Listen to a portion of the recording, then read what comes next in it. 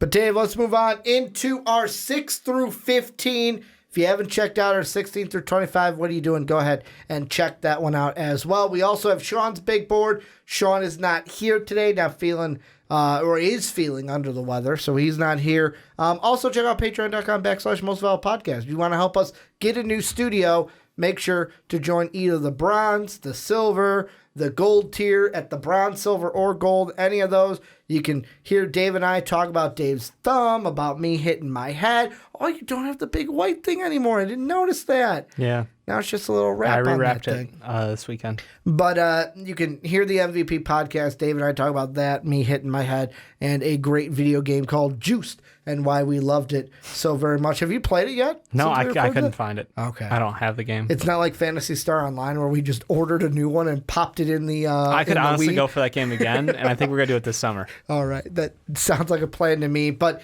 Dave, we're going to go through 6 through 15. We'll start off with you. Give us your 15 through 6. All right. It'd be great if I had this pulled up. Number 15, I had Nasir Little, forward out of UNC. We just got done talking about him in the last segment. Mm-hmm. At 14, I've got Gogo Patazde. At number 13, I've got Jackson Hayes. At 12, I've got Kevin Porter Jr. At 11, I've got Sekou Demboya. At 10, Kobe White. At 9, I've got Darius Garland. 8, Brandon Clark. 7, Cam Reddish, still up there. And at 6, DeAndre Hunter. And then we'll alternate for Sean's yet again. I'll go first. Number 15, he's got Romeo Langford, the guard out of Indiana. At 14, he's got Gogo Patazde. 13, he's got Nikhil Alexander-Walker, guard out of Virginia Tech. At 12, he's got P.J. Washington. Then at number 11, Kobe White, the guard out of UNC. At 10, he's got Brandon Clark, the forward from Gonzaga. Then at, what would that be, 9? Yeah, I just 9 keep clicking. Yeah. Would be Sekou Demboya, the forward from International. I love that. I love that we just stick with International. Like, yes, he's switched clubs, but like it doesn't matter. We're just International. Number 8, Sean has Cam Reddish at number 8 out of Duke. Then at number 7, he's got Bol, the center from Oregon. Yeah, it's like I'm eating cereal out of a bowl. You're getting it. And at number 6, he's got Jarrett Culver, guard out of Texas Tech. Yeah, you might be thinking to yourself, why does he have Jarrett Culver at 6? We'll get to that at the end of this segment. Yep. Very quickly. Then for me, number 15, Kevin Porter Jr., or as many people are saying, James Harden Light, the guard out of USC. Then at 14, Goga Batazde, center from International. We talked about him in the 16 through 25 segment. Then Darius Garland, the guard from Vandy at 13. Then at 12, Tyler Hero, the guard from Kentucky. 11, Sekou Demboya, forward from International. Then at number 10, Rui Hachimura, the forward from Gonzaga. Then at 9, Cam Reddish, or as you had on yours, you were telling me that I had Cameron Johnson off. You had Cameron Reddish. I did. On yours earlier. I'm like, Dave, it's Cam Reddish. Nope. Forward out of Duke. Then at 8, Kobe White, the guard from UNC. 7, Brandon Clark, the forward from Gonzaga. And then at number 6, Bol, the center from the Oregon Ducks. And Dave, the first one we're going to talk about is Sekou Demboya. We're going to keep the international train going. We talked about Goga Batazde. Now we're going to talk about Sekou Demboya. For you, what is your thought process through with Sekou? Because he's a guy, as we're getting closer to the draft, for me, it's kind of fluctuated with him. Like, he was higher, then he fell a little bit on people's boards. Now it looks like he is creeping back up to being a top 10 potential type of guy in the NBA draft. I mean, everybody loves potential, and that's basically what this kid oozes. He made his mark during the under-18 games. I want to say it was a 16-year-old. Had a fantastic showing at that tourney, and basically was like, okay, yeah, he's going to be one of the next kids up and coming. He's probably going to be a 4 at the NBA level. He's got good size, good touch shooting outside. He's worked on his three-point shot, and as you alluded to earlier, his stock has risen and fallen throughout the year. But that could be almost directly tied to his shooting struggles when he injured his thumb. So at this point, you're getting the most meaningful games of the year. Very similar to how Luka last year. We had that late season where it was like, I know I've been riding the Luka train the entire year and telling y'all you should pick him number 1, but people won't listen to me and says he's slow and old and whatever. No, I mean, you're just watching some of the better games of the season. As the season goes on, the games get better, they're more meaningful, and he's attributing more to this team. And for a guy like Dave Yeager, it cost him his job. Yeah. Because he wanted Luka. Well, that's the problem. Vlade did not. You can want a player, but you can't publicly come out and continue to talk about how much better your team would be if you had taken the player that you wanted. I don't know. Luka looked pretty good, even on a tanking Mavs team. Yeah. I don't disagree. Mathematically tanking, like smart tanking. I don't disagree. Mavs team. But yeah, the thing with me with Sekou is I feel like he's a guy kind of similar to... It's like if you took our Nasir Little conversation and mixed it with our Tyler Hero conversation. Because much like Nasir Little, he's a guy that you're going to draft, and he's going to be a 2 to 3 or like a 3-year project is what I'll say. Really? Because he's not going to be a guy to me that comes out and right away just lights it up. He's not Luka Doncic. Could be Rodion's Crooks.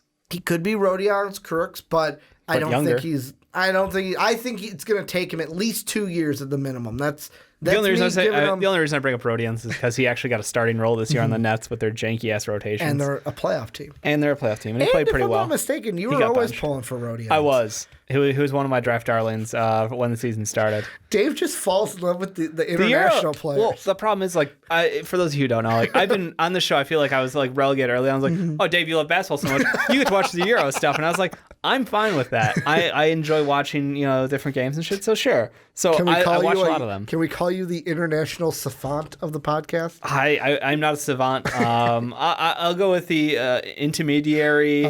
Prospect scout. Because I will say, last year, I'll be honest, I was on the you were calling Luka like Mario Hezonja all over again. I was like, no, they're not even close. I did say that like 8 times. My mouth. And I kept yelling at you every time. He could be, and it's funny. Luka comes into the league. Mario seems to find Super Mario form on the Knicks. It's funny how minutes. It only took till the end of the year. Yeah, it's funny how minutes is kind of what. He needed. Well, no, he needs a coach. They didn't have one. They had ISO. I'm sorry, it's going to go into a mini rant about Mario Hezonja. He is incredibly talented, super athletic, and the fucking Knicks are idiots. Like, I can't believe how dumb they are as an organization. But head coach-wise, I get it. I love Fizdale most of the time, but he had no idea how to run an offense. There was no scheme. It was just ISO-heavy ball handlers. Defense. It was just ISO-heavy ball handlers. Every point guard they put into the game did fairly well, except for Frank. And at the end, Frank even had his best games as a point guard, but like they were few and far between.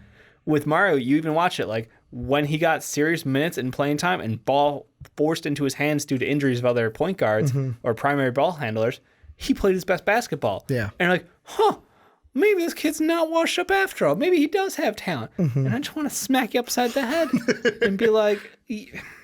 It's almost like they don't watch. Because when he was drafted, man, that was not his highlight reel was insane. It was not. I'm talking about his days in Orlando. Oh yeah, they were like, ugh. Well, he didn't find his time until weirdly he was playing a small ball 4 for them, and that worked out well. But that did not translate directly to New York's game. But going back into Sekou, rant over. This is where I feel like with the Nasir, he's going to be a project to me. Where the Tyler Hero discussion links up here is. I feel like his range is going to be 10 to 15. Like, he'll be a lottery pick. Yeah, might fall just out of the lottery. But I could see him being a pick where, like, how you said with Tyler Hero, where, I could see him going 10. Yeah. I could see a team in the top 10. Maybe if it's like I don't know. I'm throwing out Atlanta only because they've got 2 picks right now. Atlanta will be interesting. But if there's a team in the top 10 that's like, hey, you know what? We can take on a project. Like, we are not in the mode of, hey, we need someone to contribute day one. We can take a project and get the most out of them in that 2 to 3 years. I think that he's able to, like, he's not going to put up, 20-something points like Luka did. But, like, I think he can come in and score, 8 points a game for it and be a role player. But it's just the fact that he's so young. He doesn't turn 19 until, I think, late December. Yeah. I mean, I'm guessing he's one of the youngest people in the class. I don't know if he's the youngest to commit yet. By draft day, he'll be 18 and a half. Yeah, he is so young. So you've got a super young prospect who's 6'9", great size, shooting touch from the outside, and he's got the wingspan, he's got the foot speed to cover up for a lot of defensive range there. Just from a toolkit standpoint, a 4 with his mobility and his touch is super attractive. And because he's so young and has that international experience and has shown up on a fairly big stage, I want to put him top 10 as like, this guy could be a locked top 10. And I don't know that he's, you're coining longer term project. I think he can be a contributor early on, but I think he has a high ceiling for me. Do you think and this is me, of course, it's like every prospect is different. Yeah. But the thing I'm going to throw out, because I know people are going to think about it, is it, how do I phrase this? Because I don't want to put him in the same box. Right. But I'll throw it out there. Do it. Frank. Because Frank was a kid who, similarly, Frank was about 18 Frank was one of the youngest drafts. Yep. And we've seen what's happened with Frank. Now, I know the New York situation, the whole situation that Frank's been in, has not been ideal. Yeah, 2 coaches in 2 years, absolutely garbage front office, no offensive schemes at all. The fact that he was a purely defensive prospect and, has done fairly well defensively, actually. His rookie year, he and KP, I think, were the best duo defensively in the NBA. Unfortunately, due to KP's limited health and playing time, Ben and Joel took that over last year. Yeah. But still, when you have 2 guys that young who are that dominant defensively, like, that should be a sign. It's like, this kid's got something. We need to work on his offensive game. And this year, they were like, healthy DNP. Now you're going to play 35 minutes, 12 minutes DNP, 32 minutes DNP. Like, it's just they spin a fucking wheel. Yeah. I don't understand. Fizdale. That goes into the role of also like that team is tanking. Well, that team was tanking. If they were tanking, they'd play more consistently then, you think, because he was struggling. I mean, but that's the thing. It's just so frustrating, his development. And that's why, to me, like, it's not something like, oh my God, will he be just like Frank? Like, on the scale of Luka to Frank, where will he be? It's not that for me. To be fair, he has a much better offensive game than Frank does. Sekou, at least, is comfortable shooting from 3. He's comfortable shooting the ball. Frank was someone who was like, he can hit open shots, but that's not why you're drafting him. You're drafting him because he plays lockdown defense as a guard and has great wingspan and can cover 3s even if he needs to. Sekou, he's a more well-rounded prospect, and he's got the size to play a 4. They might sneak him in as a 3 in some lineups, but I'm really excited to see him fit on an NBA team because he just has versatility. Well, and that's my question. Where does he fit? Because to me, it's the mixture of have time for him to develop, but also look at what we've seen with Frank. I feel like if Sekou's in the bad situation, it's going to stunt his growth in the NBA. Absolutely. So, I mean, like, if you look at teams who could use a 4, I mean, as high as 6 right now. Obviously, the lotto hasn't happened yet. Yeah, with the Wizards, could be an outside shot. That's as high as I could see him going, and that would be bold. But same thing, Pelicans absolutely could take him. The Grizzlies probably don't need him. I would steer clear. You have Jaren Jackson. I know that people are thinking Sekou could play a 3 still. I would lean away from that. Yeah. I think there's other guys in that area I'd rather have. You're slotting him in at the 4, not the 3. I think he's probably a 4. So you're thinking... I think he can put on some muscle mass. Right now they've got him a 4 that can guard 3s, but not play the 3. Probably. Okay. I mean, like, offensively, I guess it really doesn't matter. Positionless basketball. So, yeah, sure. If you're the Grizzlies, go ahead and take him. I love the hand motion. Has to. Hawks absolutely could take him. Timberwolves, that one is interesting because I think they can't take him. I think that's one team, like, you need to find someone to pair with Cat. Whether you're going out and getting your future point guard replace Jeff Teague with, which I don't know if Kobe White will be available here, or if you're trying to find a 5 who can, help lock down a la like Brandon Clark and he trading off, the defensive offensive matchup there, I think would work really well. So I think that's the one team that I don't see him going to. Lakers, similarly, just the timeline's wrong. Yeah. You take him if you're trading him to the Pelicans. Exactly. And the Pelicans are one that, like, once you said it, I'm like, yeah, that's interesting because I put Brandon Clark there, I believe, in our last mock. Yep. Only because their front court is dysfunctional. Like, and when I say dysfunctional, I'm not saying like I shouldn't use the word Anthony dysfunctional. Davis is they're dysfunctional as a team. I'm just saying there's a lot of uncertainty. Like Anthony Davis won't be there. Julius Randle might not be there. The only one that they have under contract for next year as of right now is Ja. Like that's the only one. You're disrespecting somebody else. Well, I'm saying under contract. Yeah, no, like, I know. could come back. Yeah, I think he's. I'm gonna look it up. Okay. You continue on. I'll hit you But back. like, and that's the thing where I don't have one solid team. Like, I know in mocks I've used to say like, oh, Sekou would work really good with the Heat. Christian Wood. Yes. Yeah, he put up big Wood. numbers at the end of the year. I They were forgot about in games Christian that didn't Wood, matter against teams that didn't care, but the numbers happened. Yeah, but like the team I used to say for Sekou, like, oh, they'd be a really good fit because of the coach, is Miami. Oh yeah, But I'm unsure about the situation, especially with like, it depends to me how soon does Hassan Whiteside move on, because that team's full of drama. $27 million says he doesn't. I know. To me, I wonder if So that he's got team next is year. going to That's be. it. They're 1 year away from being rid of Hassan Whiteside. And then I look at the Celtics, and I know we talk about the Celtics for like a Nasir They Little. could use replacement for Marooks. They could, and I look at it also of like they're a team where it's like, we've got so many players, so what the first year you don't contribute? Yeah. We've got guys, we'll be a playoff Come in, team. work with our team, We'll train be with us, fine. and who better to train with than guys like Jason Tatum, Jaylen Brown, Gordon Hayward. Those are guys you want to be around. Yeah, and you've got a coach like Brad Stevens that can work with young talent. Absolutely. So, I mean, that would be a great situation for him if he fell to them. I just, in the top 10 right now, I don't know where he goes besides maybe like a New Orleans or maybe in Atlanta, because Atlanta could be like, hey, he fits what we're trying to do here, and we can fit they him could try to next slot to him at the 3, or if they roll Collins at the 5, they can put him at the 4 and try to make it work defensively. That'll be a question mark, but you're already a question mark with Trey on the floor. Well, let's move into the next guy that we were going to talk about. Who's that? And that is Cam Reddish. Cam Reddish. So Cam Reddish is a guy. Let's see. When's the last time we talked about Cam? Brandon and I talked about him on the last one. He's kind of like a Nasir Little. Notice these guys that are like repeat offender, repeat visitor, where it's like when your draft stock starts falling, we're going to talk about you quite a bit. It's noticeable. On big boards. Yep. This is the lowest I believe I've had Cam. Last time I had Cam still in my top 5 at 4. Yep. I was still sticking by him. And then I even had him at 2 in my 2.0 that you and I did. Yeah, so I had him at 2, stuck him at 2. He fell to 4. I stuck by him. Now I have him at 9. You got him at 9. Cam Reddish. Sean has him at 8. Yeah. I've got him at 7. So we're right there in the 7 to 9 range. What are your thoughts on Cam Reddish now that all the games are over and all we've got left is the combine? He plays basketball okay.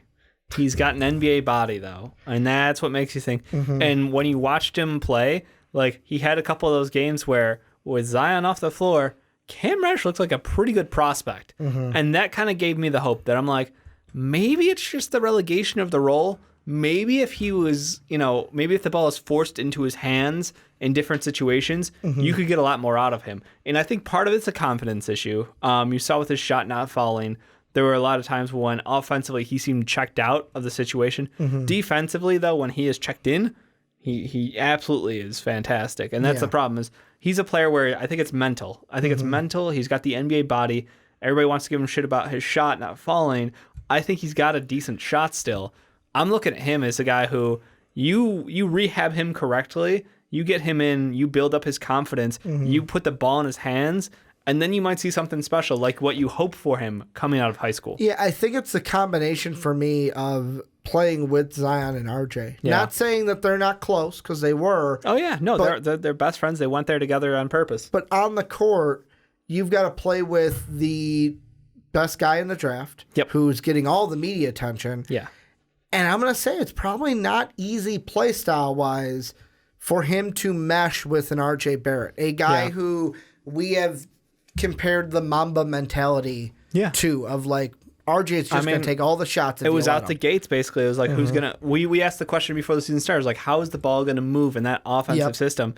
And the answer ended up being RJ Barrett's going to be the primary. And then, Cam got relegated. And is that because Cam's not as good of a passer as him? Is that because Cam's not this? So it kind of brings a lot of questions to air. So you do have to wonder that. I feel like Cam's a guy with a pretty low floor, but a really also high ceiling. It's just a super wide range, and I don't know where to put him. It feels like I want to dump him lower because of his performance, but at the same time, like, but he has potentially a chance to be better than every guy below him on this list, Well, and it's like, it's a confusing thing because as of right now, yeah, let's say everything stays chalk, although Dave keeps telling me it won't. There is 0% chance.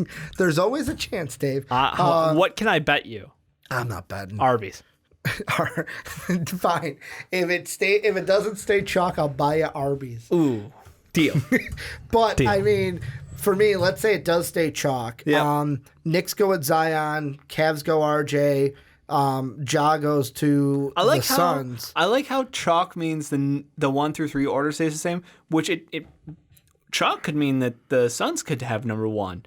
Or the Cavs could have number 1. Well, I'm just saying, you're giving the Knicks right now. You're giving the Knicks the benefit of the doubt here, and I'm like, I feel like that's too nice to Knicks. I feel like my episode is shit on the Knicks episode. I'm saying I'm saying record-wise is by equal chalk. percentage chance.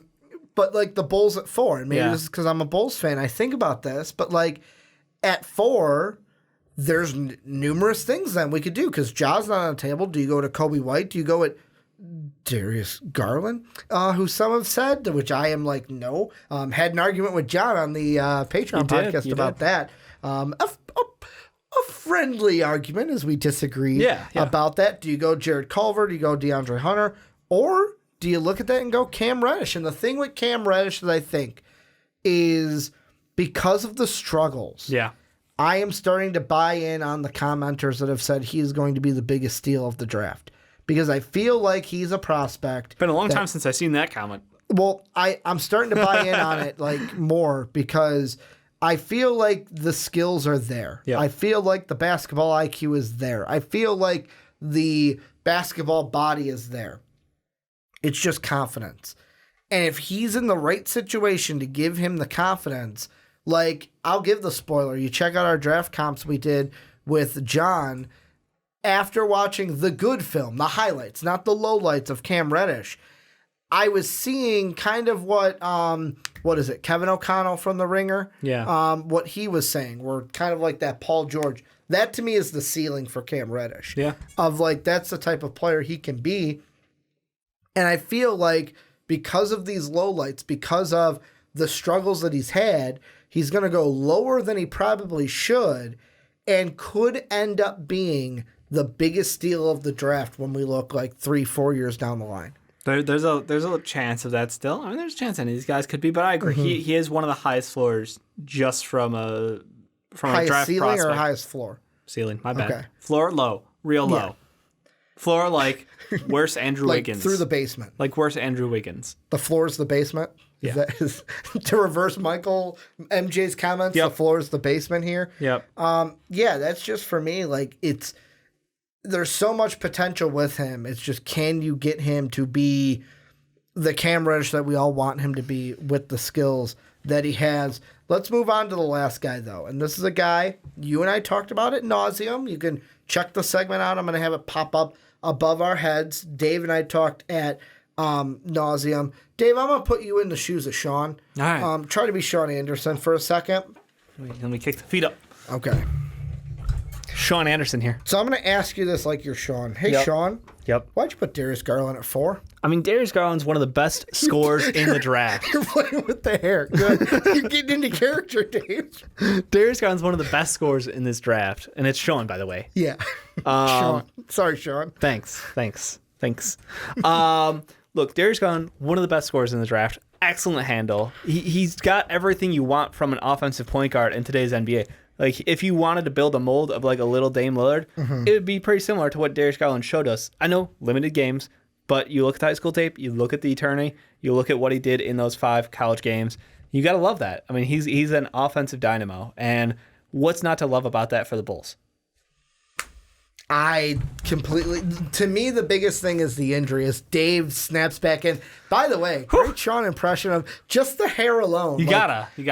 Sean's now I know what's gonna happen. Sean's watching this or listening. Yep. Sean, don't get insecure about Sean, playing with your you're hair. watching. Like, it's okay, but it's just I was on the feet up or the leg twitch. I wasn't sure which to go, so I did the feet up. Sean, it's if the playing with your hair for Sean is like if I asked Dave to be me, Dave would just go, well, guys, I don't know what I want to do here. I'm just gonna play with my shirt while I talk. Like, to me, it's one of those things where, like, to me, one of those things to me. Yeah. That's That would be, I would do this the entire time. Oh, fuck you. So we each have a physical ticket. Yeah, Sean fair plays enough. with his hair. I pull at my shirt. Dave scratches at his fingers. Like, Yep. it's just, we all have it. And I have my verbal yes. tics as well. The thing that I will say, I think I'm better at than ran over my 5 cable. years ago. Yeah. I don't think I say the word like as much as I used to. I believe you've gotten better at that. But I've a lot. replaced it with other things. Correct. That's also what I've noticed. But me with Garland, I made it worse. you ran over your cord. Yeah, just we'll continue on. I'll just be hunched over a little. Okay, so Dave ran over his cord, and now he's really tight. But for me, the big thing is the injury. Yep. Like, when you have that injury, Yeah, but everybody has those injuries. to me, like I said during our segment when we talked about Darius Garland, Yep. is the fact of I got to see what he does at the combine. Yeah, I have to so see much that. for him. Bull, incredible dependency on it, and I just can't wait to see what he does because I think he's one of those players who absolutely can jump right back up to the top without a problem. But it's a big question, and Dave's like, I got to fix my cord. Yeah, go ahead. But I mean, for me, it's the medicals. For you, it's Number 2, that's another thing for me, or the way I see it. But so much better. it's just the injury is such a big red flag to me right now. And the thing that we talked about in our Garland segment that I won't go huge into, but I'll mention here, what's he going to, and yet again, at the combine, what's he going to look like at the combine because we haven't seen him play since the injury? Is he going to be able to do the same things that you're expecting him to do because of the injury? Like, is he going to be able to rely on the scoring? Yeah, the implications. Is he going to able to rely on that knee, or will that knee injury make him tweak his play style a little bit? I don't think it's going to make him change his play style. If anything, he'll just have lost half a step. He still goes to the hole pretty confidently, is my guess. I think that his shot will still look pretty clean because that was his biggest thing coming into this year. And he's not a guy who, like, absolutely jumps out of the gym when he goes to take shots. So, like, the lift on a shot, I'm not super concerned with. He's got a solid motion. It's fundamentally sound. I think it just comes down to, like, how much has he lost in that lateral agility? You know, if he's not able or confident to make cuts, and when he drives to the hoop, if he's worried about his landing, then I get the Derrick Rose flashbacks. And I'm like, stay away. Because doing that as a Chicago fan, I don't know if we could do that again. I'll be honest, I wouldn't pick him with Chicago. I would take either Hunter Culver or Kobe White over him. I don't know if I take. It's tough. It's tough, Chicago fan. I'm going to throw you a curveball. Sure. Didn't prep you for this, but You didn't prep me for any of this. I'm just winging this. after looking, I'm literally looking at Arby's menu right now. After looking at our big board, Yep. we're not going to talk about him in the top 5 because he's not there for any of us. What's your thought really quick about Romeo Langford? Because he's fallen quite a bit. I mean, I didn't mention him in the last one because I think I'm the only one that has him in this range. Yeah. But what are your thoughts about Romeo in the draft? Because he used to be a lot higher, and it looks like he's falling as we get closer to the draft. I feel like we've kept him about the same the whole time. We're pretty good judges of character. What? I feel like we kept him about the same for the majority. Like, he went from 7 to 10 to 10 to 20 range. Yeah. I mean, I guess but over the whole year, he's been pretty consistently there. Look, we thought he was one of the best shooters in the NBA, or coming into the NBA draft. He was not. He's not a 3-level scorer. He scores fairly well from the mid-range, which, if you value that, you're in the minority now. His free throw percentage makes you hope that one day he can have confidence at three-point shot and be consistent. Defensively, there's questions around his game. Indiana had some good defenders around him, which helped cover up some of that, but there were still those games where it's just like, he's not locked on. Yeah, he's a guy that I want to be able to put higher. Yeah. But I can't, there's so many other guys where it's like, yeah, I'd take him over him. Like, how often do you want a great mid-range scorer? In today's NBA? Yeah. Well, it depends. Is he going to be playing with the truth? Is he going to be better than D Wade? That's the question here, Jesus Dave. Christ. But no, I mean, it's all about... He's got good size, though. He's 6'6". If you can't shoot the 3 ball, yeah, you're going to get knocked down a little bit in today's NBA. With him, I don't know if he can't shoot it. It's just, it's not right. He needs to continue to adjust his shot until that looks better, because I think he's got the mid-range down. He does a lot of his damage from there and from the inside, but when it comes to the outside shot, it's not a hesitancy. It's not like there's a massive hitch in his shot. Yeah. It's just it's just off, and it's consistently off, and that makes me wonder. It's like, is it like a thing, where he just needs when he puts on additional muscle? Because if you've seen him, he's fairly skinny. When additional muscle comes, it'll be more of a natural motion for him. It's just right now he's forcing it a little bit harder.